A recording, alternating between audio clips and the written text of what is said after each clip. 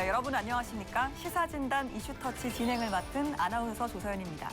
SK 브로드밴드 서울방송에서는 올해부터 1,000만 서울 시민이 주목하는 이슈를 보다 알기 쉽게 풀어보고 전문가와 함께 깊이 들여다보는 시사진단 이슈터치를 시작합니다.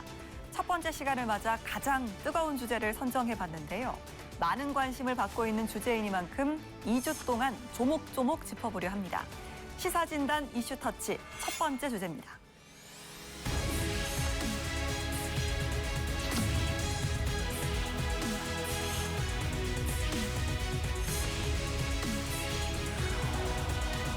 제20대 대통령 선거가 한 달도 채 남지 않았습니다. 여야의 대선 후보들이 다양한 분야의 공약을 내놓고 있는 가운데 후보들의 부동산 공약에도 큰 관심이 쏟아지고 있는데요. 20대 대선 첫 TV 토론의 첫 번째 주제 역시 바로 부동산 문제였죠. 부동산 정책이 새롭게 발표될 때마다 출렁이는 부동산 시장. 특히 대한민국의 수도인 서울의 부동산 문제는 언제나 뜨겁습니다. 그래서 총 2회에 걸쳐 서울 주택 공급의 올바른 방향에 대해서 이야기해보려 하는데요. 오늘 1부에서는 서울시와 정부의 주택 공급 정책과 현황을 짚어보겠습니다. 이슈 포인트부터 시작합니다.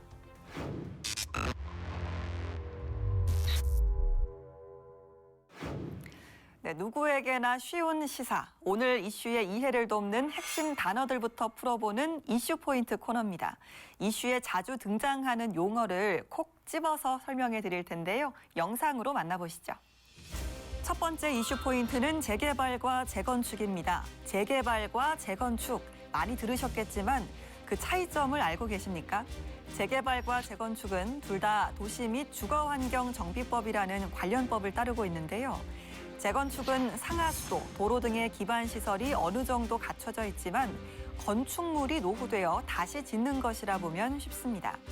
한편 재개발은 기반 시설도 열악하고 노후화된 건축물이 밀집해 있어 도시 전반의 기반 시설부터 다시 짓는다는 차이점이 있는데요. 그만큼 범위가 넓어서 나라에서 주도하고 공공의 성격을 띠는 경우가 많습니다. 또한 재건축은 구역 내 소재한 건축물과 토지를 동시에 보유하고 있어야 조합원 대상이 되지만 재개발의 경우는 토지나 건축물 중 한 가지만 가지고 있어도 조합원 대상이 될 수 있습니다. 또한 이 밖에도 임대주택의 건설 의무 비율 등 다양한 차이를 가지고 있습니다. 두 번째 이슈 포인트는 용적률입니다.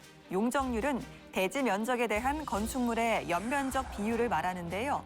여기서 연면적이란 건축물 각 층의 바닥 면적을 모두 합친 면적이라고 보면 쉽습니다. 단 지하층이나 주차장의 바닥 면적은 포함되지 않습니다.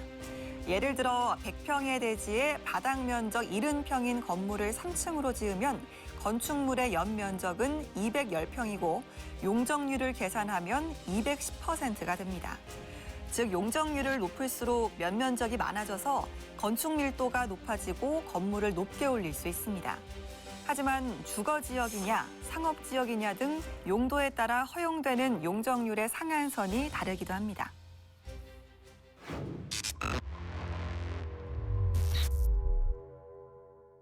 네, 이어서 이슈의 쟁점을 풀어보는 이슈 플러스입니다. 전문가들과 함께 대한민국 수도인 서울의 주택 공급에 대한 올바른 방향에 대해서 이야기 나눠볼 텐데요. 시사진단 이슈터치는 코로나19 확산 방지를 위해 사회자를 제외한 출연자들이 온라인을 통해서 비대면으로 연결한다는 점 참고로 말씀드리겠습니다. 네, 그럼 오늘 이슈 플러스에서는 명지대학교 권대중 교수, 연세대학교 한문도 교수와 함께하겠습니다.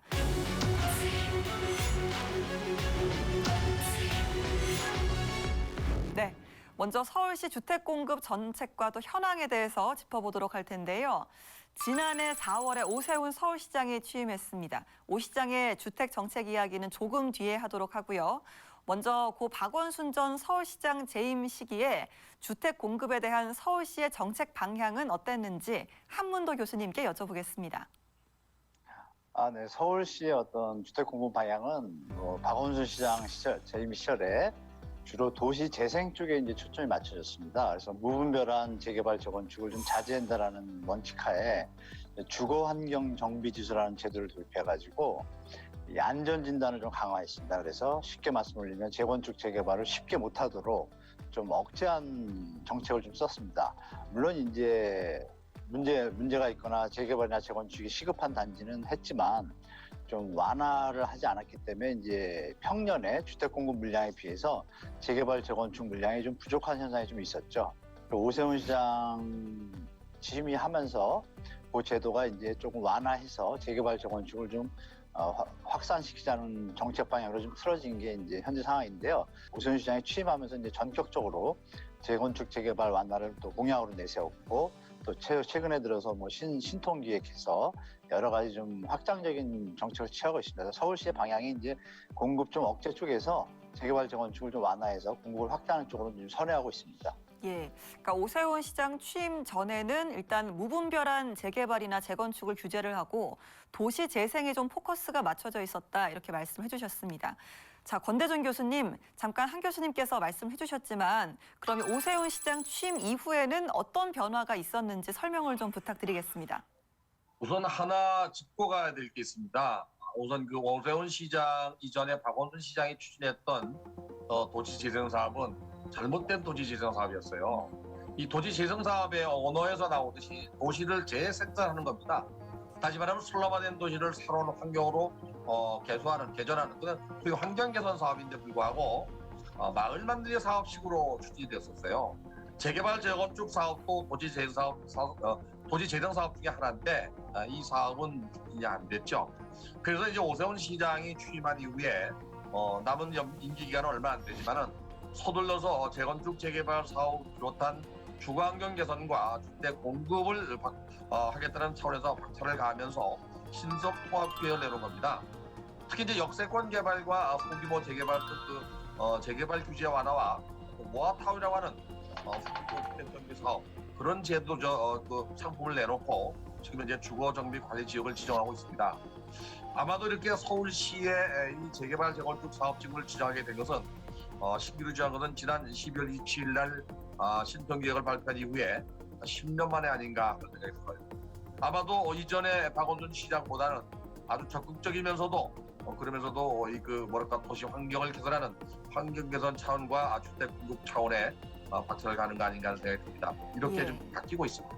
그러니까 말씀을 들어보면 오 시장 취임 이후에는 보다 좀 실질적이고 적극적인 주택 공급으로 바뀌고 있고 말씀하신 신속 통합 기획 등의 재개발 재건축 정책들이 좀 다양하게 추진돼 있다 이런 말씀해 주셨습니다. 사실 지난해 9월이었죠. 서울시가 서울 비전 2030을 발표했잖아요. 내용을 보면 연평균 무려 약 8만 호를 공급하겠다는 내용이 포함이 됐거든요. 사실 연평균 8만 호면 어마어마한 숫자인데 발표 이후에 실제로 좀 주택 공급 현황이 바뀐 부분이 있는지 이 부분 좀 궁금합니다. 한문도 교수님 말씀해 주실까요? 네. 무슨 발표를 이제 2030 계획을 발표해서 말씀 주신 것처럼 연간 8만 호에서 2030년까지 30만 호를 갖다가 공급하겠다고 했는데 물론 의도는 좋고 방향성도 좋습니다. 다만 말씀 주신 것처럼 서울의 적정 물량이 4만 호거든요. 그러니까 어마어마한 물량이죠. 공급 과잉이 될 수가 있는데 이것은 좀 한번 봐야겠습니다. 여러 가지 상생주택이나 모아주택 또 신통기획 종합적으로 진행을 하지만 도시계획의 기본이 이제 순환개발입니다. 일시에 많은 주택이 멸실이 되면 주택난이 일시적으로 좀 왜곡되게 되겠죠. 그런 부분에서 순환개발을 참작한다 그러면 8만 원은 제가 볼 때는 무리한 숫자인 것 같습니다. 한 5만 원 수준이 적정한 것 같고 2030의 어떤 계획과 원칙은 뭐 저는 찬성하는 편입니다. 다만 무리하게 일시적인 멸실주택이 많아져가지고 또 다른 문제를 일으키는 것은 사전에 방지해야 되니까 도시계획의 원칙인 순환개발에 입각해서 제가 볼 땐 적정선인 4, 5만 원 선에서 다시 조정을 해서 하는 것이 조금 더 이제 주거의 어떤 왜곡 또 뭐 일시적인 멸실로 인한 주택난의 어떤 왜곡된 시장을 초래하지 않고 좀 안정적으로 갈 수 있는 수치를 4, 5만 원으로 좀 조정했으면 좋겠다라는 개인적인 바람이 있습니다. 예, 8만 호 자체는 오히려 과잉이 좀 우려되니까 4만 호 정도로 조정을 해도 좋을 것 같다는 한 교수님의 의견을 좀 들어봤습니다. 권대중 교수님, 저희가 조금 전에 서울시가 주택 공급 확대하기 위해서 재개발이나 재건축 규제를 완화하고 있다고 말씀해 주셨거든요. 특히 최근에는 민간이 주체가 되지만 또 서울시가 계획과 절차를 지원하는 민간 재개발, 재건축 사업인 신속통합기획, 줄여서 신통기획이 또 추진 중입니다. 그런데 이 신통기획 후보지로 선정된 지역에서는 기대도 나오지만 또 우려도 함께 나온다고 하는데 이 신통기획의 장단점을 좀 분석해 주실까요? 우선은 그 정비 사업을 추진하는 과정에 제일 먼저 중요한 것이 이제 물론 이러가 더 중요하지만 주민의 동의입니다. 예. 어떤 그 수익 개선 방식이나 환경 개선 방식이 있어야만 또 주민이 움직이거든요. 그래서 주민의 동의를 얼마나 빨리 이끌어내느냐가 가장 중요하고요. 두 번째는 이제 이끌어냈다 하더라도 사업을 했을 때 추가 부담금을 최소화시키면서 수익성을 어떻게 개선할 것인가, 이게 가장 또 중요한 부분 중에 하나입니다. 이 어느 정도 용적률과 높이 완화를 해주느냐, 수익성을 개선시켜 주느냐가 가장 관건일 것 같습니다. 만약 그렇게 해서 사업이 추진된다면 환경 개선도 되면서 주택 공급을 늘린다는 긍정적인 면이 있고요. 또 부정적인 면은 그 주민들 중에서도 노후불량한 주택을 갖고 있는 주민들은 아마도 사업을 찬성할 수 있지만 지은 지 얼마 되지 않은 그 토지 등 소유자나 또는 상가 건물을 갖고 있는 사람들은 지속적 수익이 나오다가 끊어지기 때문에 또 반대할 수도 있어요. 그래서 이렇게 양자가 대립되는 그 의견을 갖고 있기 때문에 이걸 얼마나 또 이끌어내느냐가 관건일 거라고 봤습니다. 그런데 이제 이게 신통기획을 통해서 모아주택이나 또는 가주택 정비 사업이나 소규모로 진행되다 보면 전체적인 도시계획 틀 내에서 돼야 되는데 불구하고 조각조각 이렇게 사업을 하다 보면 난개발이 될 수 있습니다.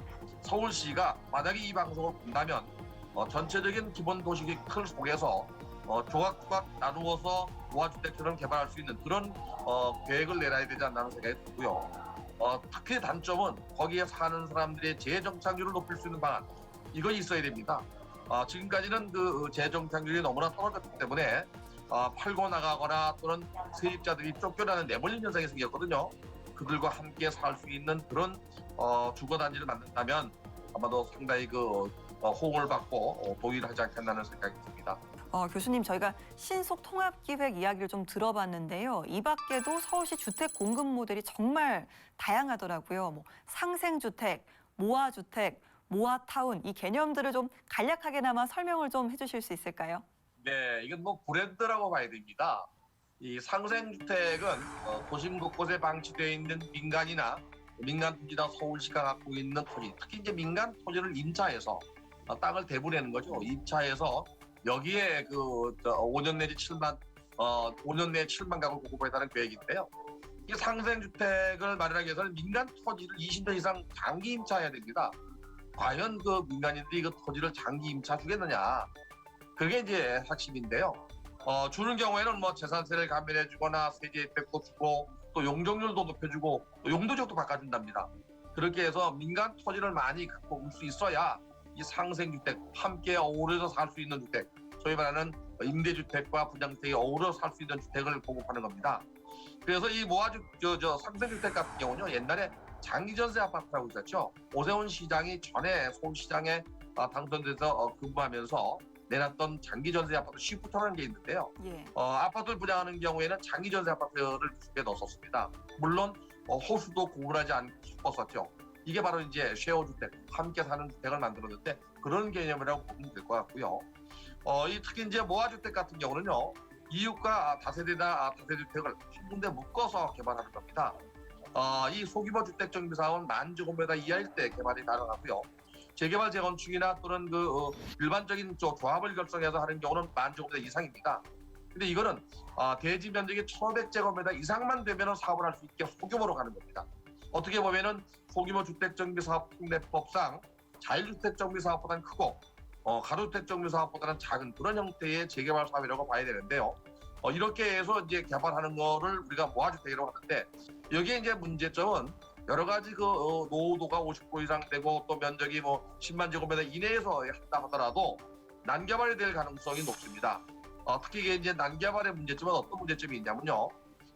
조각조각 개발을 하다 보니까 어디는 개발되고 어디는 개발이 안 되는 지역도 있을 거란 말이죠. 그런 문제가 있을 수 있고요. 또 지정이 되면은 모아주택으로 지정이 되면 정부는, 서울시는 공공시설과 기반시설 또는 조성비라든지 또는 여러 가지 세제 혜택을 주겠다고 합니다. 또 지원도 해주고, 그래서 2종 부거 지역이 7층대 19층까지도 완화해주고, 뭐 주차장도 안에 또 투합 지원하고 또 공공건축가를 통해서 설계도 지원해준다고 여러 가지 혜택은 많이 줬습니다. 그래서 이 두 가지 중에서 제가 볼 때에는 무화주택은 아마도 좀 사업이 많이 진행될 가능성이 있습니다. 예. 상생주택은 민간 토지주들의 토지를 서울시가 일정 혜택을 주고 임차를 하는 것이고, 또 모아주택은 이웃한 다가구나 다세대 주택 소유자들이 필지를 모아서 아파트로 공동 개발하는 방식의 정비 사업이고, 이걸 더 큰 블록으로 묶어서 개발하는 것이 모아타운이다. 이렇게 정리를 좀 해보겠습니다. 자, 그러면 사실 저희가 서울시의 정책도 있지만 또 정부가 추진하고 있는 서울 지역의 주택 공급 정책 또한 있는데요. 한 교수님, 정부가 추진하고 있는 주택 공급 정책 어떤 것들이 있습니까? 익히 뭐 많이 들어보셨던 공공재개발이라고 있습니다. 네. 그건 이제 뭐 진행 중이고, 물론 이제 성과가 원래 목표한 것보다는 좀 지지부진하지만 그래도 지금 한 2만 호 정도가 확보가 돼서 공급할 예정이고요. 또 많이 듣고 계시던 이사대책의 이제 도심공공주택복합 사업이라고 있지 않습니까? 이 부분도 벌써 8차 후보지까지 발표를 해서 76곳까지 후보지는 되어 있는데, 다만 진행에 있어서는 조금 이제 난항을 겪는 부분이 좀 있습니다. 여러 가지 법이 좀 미비가 됐고 통과된 지가 지금 얼마 안 됐습니다. 그리고 이제 나머지 부분 이제 반대하는 어떤 조합원이 있을 경우에 그분에 대한 어떤 재산에 관한 문제 부분에서 명료하게 법이 완비가 안 돼서 조금 좀 난항을 겪고 있어 국토부도 좀 고심 중에 있습니다. 그리고 이제 아까 교수님이 나머지 부분을 다 설명을 잘 주셨는데요. 말씀드렸던 정부에서 하는 것이 이제 소규모 재건축하고 가로주택 정비 사업이 있습니다.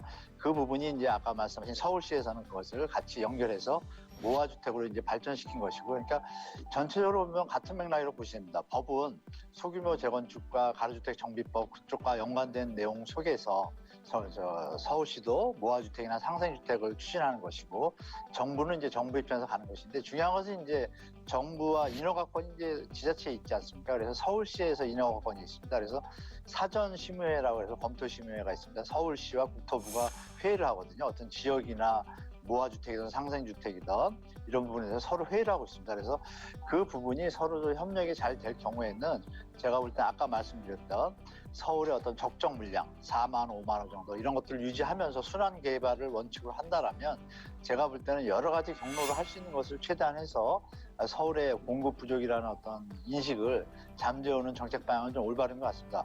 다만 아쉬운 건 정부가 던졌던 그 정책들 중에 보면은 공공재개발은 그나마 괜찮은데요. 도시공복합 사업은 좀 아까도 말씀드린 것처럼 미비한 부분이 좀 있습니다. 그 부분을 좀 더 완벽하게 한 다음에 후보지를 발표하고 진행하는 것이 좀 바람직하다고 보고 있습니다. 예, 그러니까 주택 공급이 필요하다는 데는 정부도 서울시도 공감을 하는 것 같은데, 일단 그 실현 방향에는 조금 다른 부분이 있다 이런 말씀을 들어봤는데요. 제가 추가적으로 하나 말씀을 드리겠는데요. 그 신통계획이 이제 요점은 겁니다. 그 건축심의하고 교통심의하고 환경심의라는 과정이 있는데 그게 보통 합하면 2년에서 3년도 걸리거든요. 그 부분을 통합심의로 바꾸는 겁니다. 기간이 많이 줄겠죠. 물론 초반에도 이제 사전 검토할 때도 검토위원회 가이드가 있는데 이런 부분에서는 전체 사업 기간을 이제 상당히 줄인다는 얘기죠. 그래서 신속 통합이라는 계획인데 이 법이 아직 통과가 안 됐습니다. 말씀드린 대로 이 신통계획도 이게 진행이 되려면 올 6월에 국토교통부하고 협의를 했습니다. 통과하기로. 그래서 그 이후에 이제 진행될 것이라고 보기 때문에 우리 시청자분들께서는 너무 장밋빛을 빨리 가실 것이 아니라 정부가 법안들이 잘 정비가 되는지 이런 것을 보신 다음에 시장에 접하시는 것이 좋을 것 같습니다. 예. 제가 한 말씀 드리고 싶은 것은 이제 그 우리 한문도 교수가 얘기한 대로 이게 시행되게 되면 이제 8월 4일자로 이 소규모 정비 사업을 하는 경우에 쪼개기나 입주권에 대한 제한을 받게 됩니다. 지금 재개발 사업 지구에는 그 10년 보유에 5년 거주자일 경우에는 매각이 가능하지만 지금 현재 그 재건축 규제처럼 강한 규제가 없습니다. 그래서 이 모아주택이나 또는 뭐 공공재개발처럼 또는 그 작은 단위로 재개발 사업을 하는 경우도 향후에는 8월 4일부터 이렇게 그 10년 소유에 5년 거주는 아닐지언정 이 그 사업 진행 과정에 일반 매각을 제한하려고 합니다. 아마 이것은 투기를 그 방지하기 위해서 정부가 추진하는 것 같습니다. 예. 자, 그러면 구체적으로 정부의 정책 규제가 좀 완화가 돼야 서울시의 주택 공급 정책도 탄력을 받을 것이다. 이런 의견들도 나오는데요. 어떤 규제들이 완화가 되면 좋을지 이 부분은 권대중 교수님께 좀 자세하게 여쭤볼까요? 네, 우선은 지난 2004년도에 그 주거 지역이 1종, 2종, 3종으로 총 세분화가 됐습니다. 이게 좀 서울시의 주택 공급을 줄이지 않았나. 해당초는 국토위원관리법상 주거지역의 용적률이 300%였습니다. 근데 이거는 이제 1종은 150%, 2종은 200%, 3종은 150%로 대폭 낮춰서 주택 공급이 줄게 됐고요. 또 하나는 이제 높이가 2021년도 이전에 박원순 시장이 서울시의 스카이라인이라는 것을 만들어서 35층까지밖에 신축할 수 없도록 했습니다. 원래 그 이전에는 49층까지 주거지역은 질 수가 있었습니다. 이 두 가지가 완화되어야 주택 공급이 늘을 수 있고요. 마지막 한 가지는 이제 여야 후보들이 지금 현재 각각 주택 공급 정책에 대해서 내놓고 또 역시 이제 국토부나 또는 서울시도 지금 검토 중에 있는 걸로 알고 있는데요. 점점 주거지역이 준주거지역 상업지로 바뀌는 지역이나 또는 대로변에 접해 있는 주거지역은 현실적으로 준주거지역이나 상업지로 바꾸는 종상향이 또 있거든요. 이 종상향을 통해서 용적률을 높여서 주택 공급을 늘리는 방안도 있습니다. 그래서 만약에 국토부와 서울시, 특히 정부와 지자체가 협의해서 새로운 주거 환경을 개선하고 주택 공급을 늘린다면 이 세 가지가 완화돼야 된다고 생각됩니다. 예. 첫째는 용적률 완화, 둘째는 높이 완화, 셋째는 종상향.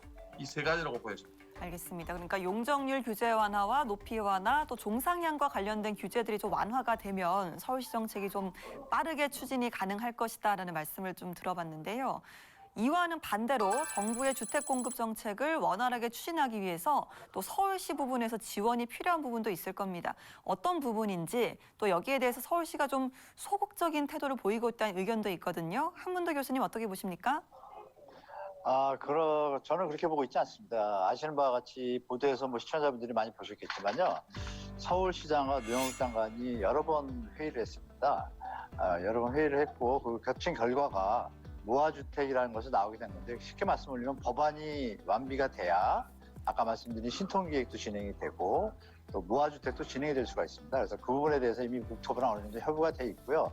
서울시는 서울시대로 예전처럼 인허가권을 가지고 국토부와 대립하는 관계가 아니라 서울시의 주택 공급을 확대하는 데는 두 분이 뜻을 같이 모은 것 같습니다.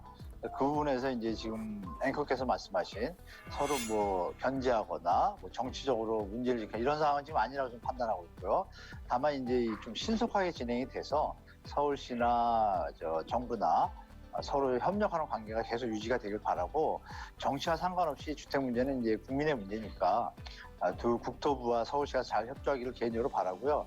추가적으로 말씀 올리면은 이제 지자체인 서울시에서 너무 공격적인 주택 공급량을 내세우다 보면은 자칫 이게 이제 정치적으로 좀 오용될 수가 있습니다. 이런 부분을 오세훈 시장께서 주택 정책의 어떤 원칙에 입각하셔가지고 조금 더 국민들이 편안한 상태로 정책을 입안해 주시고 진행해 주시고 또 그리고 국토부도 협조해주고 한다라면 모든 국민들이 원하는 형태로 주택 공급이 원활하게 이루어질 거라고 예측하고 있습니다. 예, 보다 신속한 진행을 위해서 서울시와 정부의 협력이 필요하다라는 말씀도 들어봤습니다.